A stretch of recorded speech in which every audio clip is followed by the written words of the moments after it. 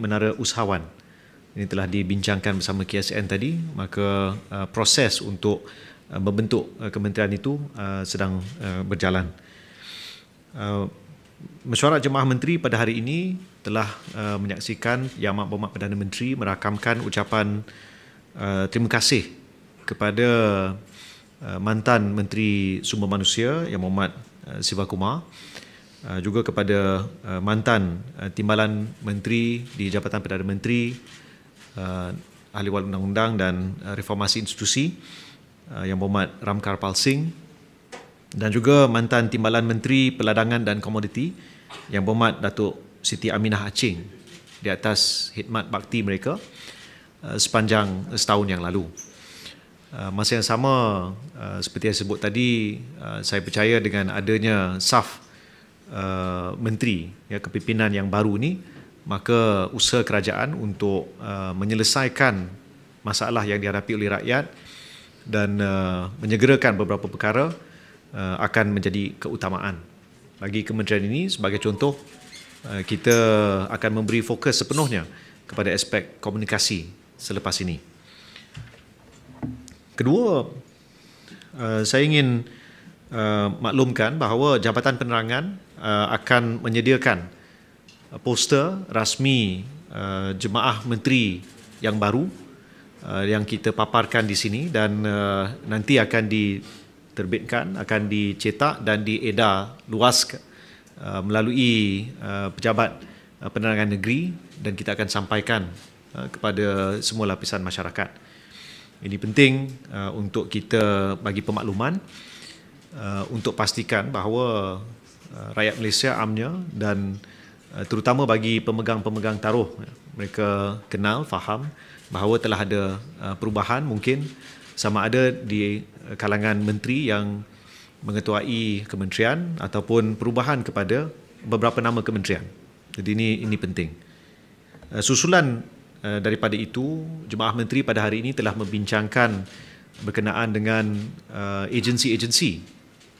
Walau bagaimanapun, ia belum diputuskan dan saya tidak boleh menyatakan lebih daripada itu sehingga apa yang disebut sebagai Ministerial Functions Order diwartakan. Kita jangka mungkin sekitar bulan Januari 2024.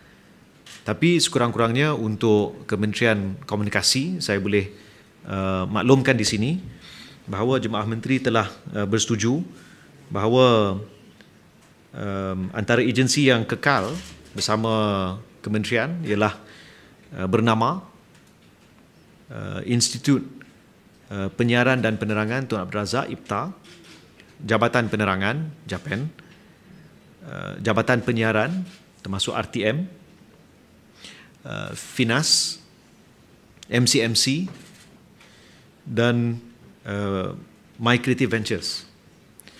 Ada satu agensi yang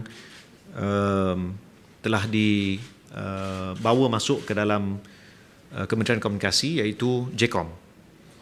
Jadi sekarang JCOM berada di bawah jagaan Kementerian Komunikasi. Bagi beberapa agensi yang lain seperti MDEC, MINIC,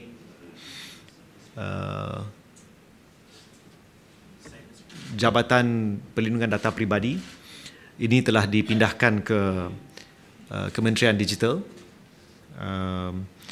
manakala Digital Nasional Berhad masih ada perbincangan dan akan diputuskan kemudian. Baik. Seterusnya, tadi telah juga dibincangkan berkenaan dengan apa yang disebut oleh Perdana Menteri sewaktu sesi temu rakyat ataupun town hall di Stadium Nasional Bukit Jalil, di pekarangan Stadium Nasional Bukit Jalil sempena setahun bersama Kerajaan Madani, iaitu konsep participatory democracy, ataupun satu cara di mana kerajaan berhasrat ke depan mendapat maklum balas terus daripada rakyat berhubung sama ada dasar, pelaksanaan program dan sebagainya.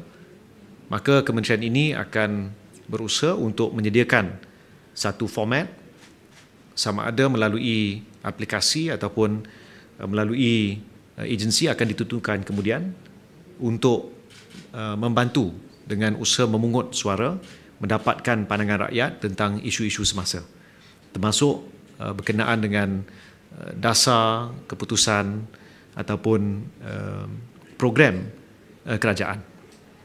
Ini adalah selaras dengan hasrat Perdana Menteri untuk memastikan bahawa ke depan rakyat lebih terlibat dan memberi ruang kepada rakyat untuk menyampaikan pandangan dalam sama ada pembentukan dasar ataupun dari segi pelaksanaan program-program dan aktiviti kerajaan. Perkara seterusnya yang ingin saya bangkitkan ialah semalam telah tular dalam media sosial khususnya Facebook yang menuduh kononnya bermula 1 hari bulan Januari 2024. Saya bacakan imej yang disebar luas melalui Facebook dan saya juga difahamkan melalui WhatsApp yang katanya kononnya bermula 1 Januari 2024 seluruh stesen minyak akan dihapus subsidi bagi pengguna kenderaan isian diesel. Untuk mendapat subsidi haruslah dengan menggunakan fleet card. Untuk maklumat lanjut sekian-sekian. Jadi saya telah bawa perkara ini kepada perhatian Menteri KPDN yang baru yang berhormat Datuk Armizan, dan KPDN semalam telah menerbitkan satu kenyataan yang menyanggah apa yang sedang tular dalam media sosial dan terbukti sebaran itu adalah fitnah. Jadi kalau saya boleh petik sedikit daripada kenyataan yang saya percaya telah dilapor oleh rakan-rakan media malam tadi, di mana KPDN mengesahkan bahawa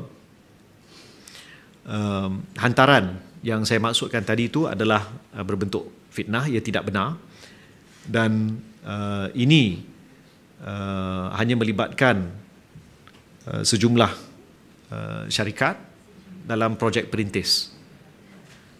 Yang ingin saya tegaskan di sini, seperti telah dijelaskan oleh KPDN, kita perlu berhati-hati dengan sebarang maklumat yang disampaikan melalui media sosial, apatah lagi bila mempunyai beberapa tanda seperti contoh copy and paste dari grup sebelah atau sebaran melalui WhatsApp. Saya pohon semua untuk sentiasa berhati-hati bila menerima maklumat seperti ini, kerana seperti yang kita semua sedia maklum, sebaran berita yang palsu ataupun tidak benar boleh dikenakan tindakan perundangan. Pada waktu ini, pihak MCMC dan juga di pihak Kementerian Komunikasi telah mengenal pasti sejumlah lebih kurang 8 ke 10 penyebar, dan kita akan serahkan maklumat ini kepada pihak polis untuk siasatan lanjut. Saya difahamkan laporan polis telah dibuat mengenai sebaran palsu, sebaran fitnah ini, dan saya pohon kerjasama daripada orang ramai. Sekiranya anda menerima maklumat yang tidak sah ataupun tidak dapat disahkan intipatinya, atau anda melihat konten yang dipercayai adalah bersifat fitnah, bolehlah hantarkan secara WhatsApp ke 016-220-6262. Anda boleh hantarkan aduan kepada nombor talian ini supaya tindakan segera dapat diambil, termasuk melalui penerbitan sama ada penafian melalui kementerian ataupun melalui media massa. Jadi itu 4 perkara yang ingin saya sampaikan, hasil antara lain daripada beberapa keputusan yang telah dibuat dalam mesyuarat Jemaah Menteri yang pertama dengan barisan Jemaah Menteri yang baru, dan sekarang saya buka untuk sebarang soalan daripada rakan-rakan media. Dipersilakan. Eddie dari FMT nak tanya, apakah status lantikan JCOM Chief baru? Saya belum lagi sempat bertemu dengan pihak JCOM, jadi saya perlu beri mereka masa dan ruang untuk memberi taklimat dulu sebelum saya boleh beri komen lanjut.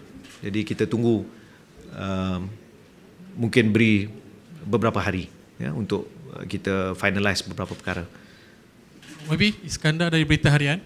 Yes, sir. YB, boleh berbincang kembali kepada amanat. Semasa first meeting kabinet, mungkin ada amanat yang disampaikan oleh Perdana Menteri kepada Barisan Kepimpinan yang baru. Ya, hasrat Perdana Menteri ialah kabinet ini rata-rata dilihat dengan adanya contoh seorang teknokrat, beberapa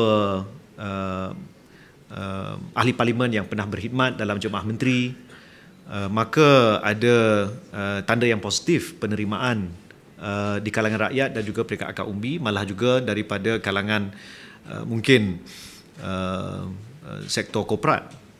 Dan yang jelas Perdana Menteri telah memaklumkan bahawa hasrat rakyat untuk melihat perubahan itu adalah hasrat yang menggunung. Bermaksud ramai di kalangan menteri yang baru, kalau saya diizinkan berkata dalam bahasa Inggeris, they have to hit the ground running. Maka masuk hari ini, terus bekerja hari ini. Ya, tak ada honeymoon period. Dan itulah antara sebab kenapa Perdana Menteri telah membuat keputusan untuk mengambil kembali beberapa tokoh yang boleh kita anggap berpengalaman, tahu dan fasih tentang perjalanan kementerian. Kerana isu-isu yang dihadapi oleh rakyat ini, Perdana Menteri mahu kita selesaikan segera. Jadi insya-Allah dengan memang jelas dalam mesyuarat Jemaah Menteri yang pertama pada hari ini, rata-rata walaupun mereka baru dalam Jemaah Menteri, tapi saya boleh kata they are prepared to go, they are prepared to work. Ya, jadi this is a working cabinet and we will get things done insya-Allah. YB, Ashraf pada bernama, ada pembangkang menyifatkan line up yang baru ni, Jemaah Menteri baru ni sebagai mengecewakan, ada menyifatkan split kementerian itu sebagai satu pembaziran. Komen YB? Ya. Mungkin dia kecewa sebab dia bukan dalam jemaah kabinet ni. Jadi mungkin dia berhasrat dia berada di sini. Kalau kita lihat sebelum ni, ada pihak pembangkang yang mengatakan sebelum raya akan bentuk kerajaan, selepas raya akan bentuk kerajaan, bulan 8 akan bentuk kerajaan, bulan 12 akan bentuk kerajaan. Tak bentuk-bentuk, yang terbentuk hanyalah persepsi yang menebal di kalangan beberapa ahli parlimen memutuskan untuk menyokong Perdana Menteri. Jadi mereka rasa kecewa tentang perkara itu dan mungkin di situlah timbulnya perasaan yang termanifestasi ataupun terzahir seperti yang mereka cakap itu. Saya rasa mungkin ada yang rasa kecewa, termasuk diri saya sendiri, bahawa Perdana Menteri kali ini langsung tidak ada membuat apa-apa lantikan duta bertaraf menteri untuk ke mana-mana kawasan dalam dunia ni yang berallowance berpuluh-puluh ribu ringgit, tapi langsung tidak menghasilkan apa-apa seperti yang pernah berlaku dulu. Saya kecewa. Ya, tapi alhamdulillah amalan yang buruk itu tidak dilakukan kali ini. Ya, jadi walaupun saya berseluruh, tapi realitinya pembentukan Jemaah Menteri hari ini adalah jauh lebih baik dari segi jumlahnya, dari segi pengalamannya, dari segi keupayaannya. Ya, dan sudah pasti beberapa penganalisa telah menyatakan kabinet kerajaan perpaduan ini jauh lebih baik daripada kabinet Perikatan Nasional sebelum ini. Jadi bagi mereka yang berasa kecewa, nasihat saya ialah jangan pendam rasa kecewa itu, tampillah ke meja rundingan seperti yang telah ditegaskan oleh Perdana Menteri. Kita putuskan beberapa perkara dan kita hidup berharmoni, rukun, aman, damai. Kita bentuk satu modus vivendi yang baru supaya fokus kita kepada masalah rakyat dan kita dapat bangunkan negara ini bersama. Ada soalan lain? YB, Christina from Scoop. Is it possible that we will see a merger for some of the agencies like JCOM and Japan? No, the agencies will remain as they are, but they will be right now consolidated under this ministry. Ada tadi tambahan soalan. Penting saya tegaskan, kenapa Kementerian Komunikasi dan Digital dulunya telah dipecahkan, sebab sebelum ini dalam pengalaman saya yang saya dah sampaikan juga kepada Perdana Menteri, kementerian ataupun aspek digital ini adalah aspek yang sebelum ini mencakupi dan merangkumi sejumlah kementerian yang lain. Saya bagi contoh, dari segi pelaporan, agensinya ialah My Digital Corp di bawah Kementerian Ekonomi, ya, bagi sektor digital. Manakala bagi startup, ia di bawah MOSTI, dan scale up di bawah MDEC bersama KKD pada waktu itu. Dan ada beberapa aspek pelaburan di bawah MITI, khususnya agensi MIDA. Jadi perlu ada satu penyelarasan, dan oleh kerana dalam New Industrial Master Plan 2030 telah ditegaskan ekonomi digital akan mainkan peranan yang sangat penting dalam pembangunan ekonomi negara kita, maka keputusan untuk memisahkan dan menjadikan digital itu satu kementerian on its own, bagi saya adalah satu keputusan yang bukan hanya tepat, tapi tepat pada masanya.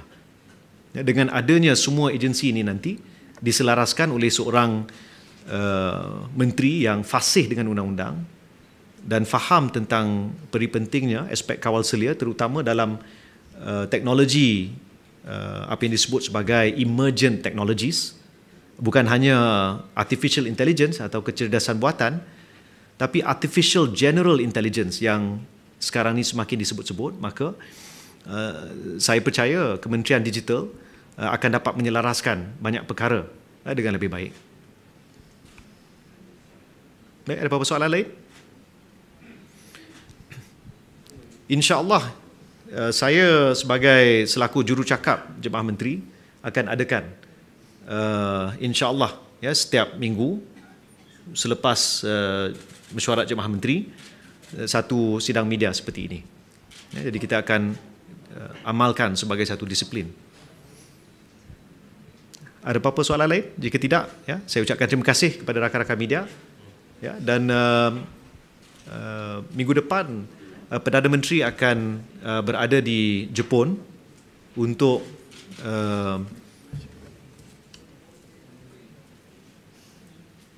ya, baik. Sebab saya tahu mungkin ada yang akan jangan salah faham bila saya sebut kecewa, ya, kecewa dengan Perdana Menteri itu saya sinis, ya, saya sinis, ya. Jadi it is a cynical remark, it is a sarcastic remark, sebab this cabinet we do not have any ambassadors bertaraf menteri seperti ke Timur Tengah contohnya yang tidak menghasilkan apa-apa dulu.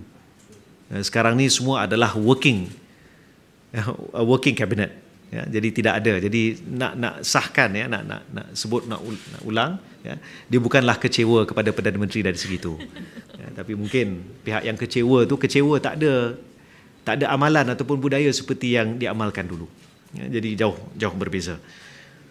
Dan saya sebut tadi, insyaAllah Yang Amat Berhormat Perdana Menteri akan ke Jepun untuk a commemorative summit sempena 50 tahun hubungan Jepun dan ASEAN. Jadi minggu depan tidak ada mesyuarat Jemaah Menteri. Jadi kepada rakan-rakan media, insyaAllah nanti kita akan jemput bila tiba masanya nanti. Baik, sekian, terima kasih.